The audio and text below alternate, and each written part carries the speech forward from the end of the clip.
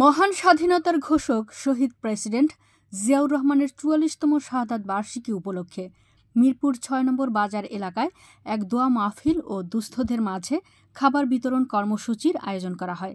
৬ নং সেকশন বাজার ব্যবসায়ী পরিচালনা কমিটির উদ্যোগে আয়োজিত এই অনুষ্ঠানে প্রধান অতিথি হিসেবে উপস্থিত ছিলেন ঢাকা মহানগর উত্তর বিএনপির আহ্বায়ক আমিনুল হক। অনুষ্ঠানে জিয়াউর রহমানের রুহের মাগফিরাত কামনা করে বিশেষ দোয়া করা হয় এবং দেশের শান্তি ও সমৃদ্ধি কামনা করে মোনাজাত করা হয়। দোয়া মাহফিল শেষে উপস্থিত দুস্থ ও অসহায় মানুষের মাঝে খাবার বিতরণ করা হয়। প্রধান অতিথি বক্তব্যে আমিনুল হক শহীদ জিয়াউর রহমানের বর্ণাঢ্য রাজনৈতিক জীবন ও দেশের প্রতি তার অবদানের কথা শ্রদ্ধার সাথে স্মরণ করেন।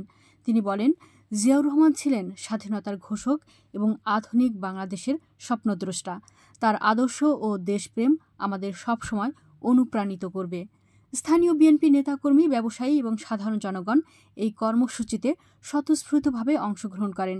আয়োজকরা জানান, শহীদ জিয়াউর রহমানের স্মৃতির প্রতি শ্রদ্ধা জানাতে এবং তার আদর্শকে নতুন প্রজন্মের কাছে পৌঁছে দিতে প্রতি বছরই এ ধরনের কর্মসূচির আয়োজন করা হবে।